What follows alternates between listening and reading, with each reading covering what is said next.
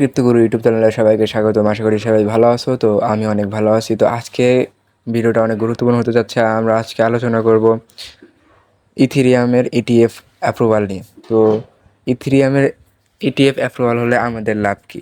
তো আজকে আমি কিছু কয়েন সাজেস্ট করব যেগুলা ইথিরিয়ামের উপরে আর কি ভালো ভালো প্রজেক্ট যেগুলো ইথিরিয়াম কন্ট্রাক্ট দিয়ে ক্রিয়েট করা হয়েছে। তো ভিডিও শুরু করার আগে তোমাদের একটা সিক্রেট টিপস আমি দিতেছি, যেটা কোনো ইউটিউবার দেবে না।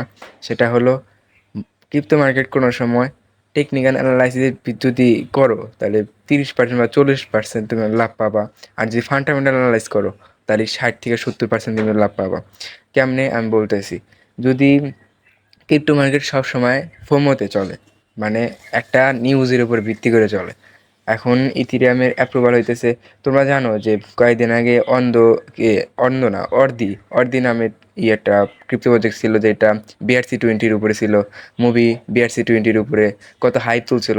তো যেগুলা BRC-20 অ্যাড্রেস আর কি, মানে যখন যে টপিকটা চলে, মানে যে ধরো কয়েকদিন আগে এখন টোন চলতেছে, টোন দেখো কত হাইপে রয়েছে। নট নট কয়েন কিন্তু ইয়েতে লিস্ট হবে বাইন্যান্স, তো তার জন্য কিন্তু টোন পাম্প করছে। এখন 23 তারিখে, এই মাসের 23 তারিখে কিন্তু ইথিরিয়াম অ্যাপ্রুভাল হবে। তো ইথিরিয়াম অ্যাপ্রুভাল হলে কিন্তু আমাদের যে ইথিরিয়ামের উপর বেস করে যে কয়েনগুলো বানানো হয়েছে লেয়ার 2 লেয়ার 1, সেগুলো কিন্তু হিউজ পরিমাণে পাম্প করবে। তোমরা সবসময় ফান্ডামেন্টালের উপরে একটু বেশি করো, কারণ ধরো টেকনিক্যালে দেখতেছো যে মার্কেট এখন চার্টে দেখতেছো মার্কেট এখন পাম্প করবে। এখন ওই সময় যদি একটা ব্যাড নিউজ আসে তখন কিন্তু টেকনিক্যাল অ্যানালিসিস কাজ করে না। তো আমার মতে ক্রিপ্টো মার্কেট সবসময় বেশিরভাগ টাইমেই ফান্ডামেন্টাল অ্যানালাইসিসেই কাজ করে। তো ভিডিওটা শুরু করা যাক। আর বেশি কথা না বলে, তো আমরা দেখতে পাচ্ছি যে মে 23, 2024 এই মাসের 23 তারিখে কিন্তু বিটিসি অ্যাপ্রুভাল হতে পারে। আর যদি হয় তাহলে কোন কোন কয়েন পাম্প করবে আমি সেটা বলে দিতেছি। তো তার আগে মার্কেট দেখে নিই। মার্কেট ডাম্পটা একটু রিকভার করার চেষ্টা করছে, 59,000 থেকে 61,000 এসে। আর বিটিসি যদি দেখি, বিটিসি সাপোর্ট তৈরি করছে এখানে একটা। তোমরা যদি জুম করে দেখায়, এই যে এখানে একটা সাপোর্ট তৈরি করছে, ভালো একটা সাপোর্ট তৈরি করছে। কততে? এই ধরো 60,000 ডলারে আর কি। তো আর একটা সাপোর্ট আছে 59,000 ডলার, তারপরে আছে 56,000 ডলার। তো ভালো একটা সাপোর্ট।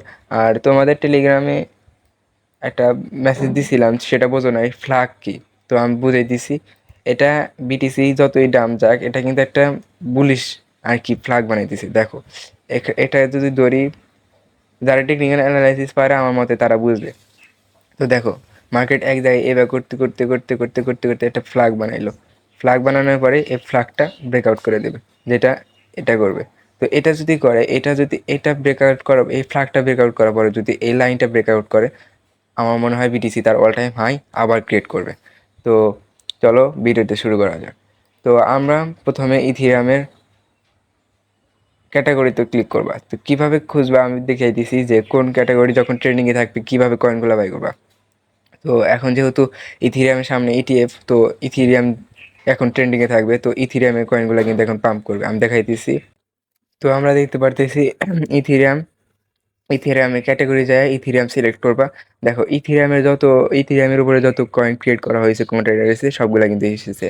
তো যেহেতু এখন আর কিছুদিন আছে, আজকে 13 তারিখ, তো আর 10 দিন পরেই কিন্তু বিটিসি এই ইথেরিয়ামের ইটিএফ অ্যাপ্রুভাল হবে।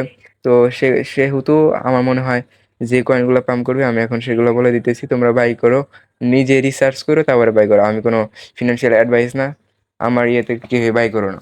তো আমরা আমাদের এই ভিডিওর প্রথম যে কয়েনটা, সেটা হলো রেন্ডার গেমিং প্রজেক্ট। এটা ইথেরিয়ামের উপর ক্রিয়েট করা হয়েছে। কিছুদিন আগে $7 গেছিলো, যখন মার্কেট হিউজ পরিমাণে ক্রাশ করেছিল, তখন $7 গেছিলো। তখন আমি একটা বাই কল দিয়েছিলাম। এখন $10, $11 কাছে আছি, $4 প্রফিটে আসো।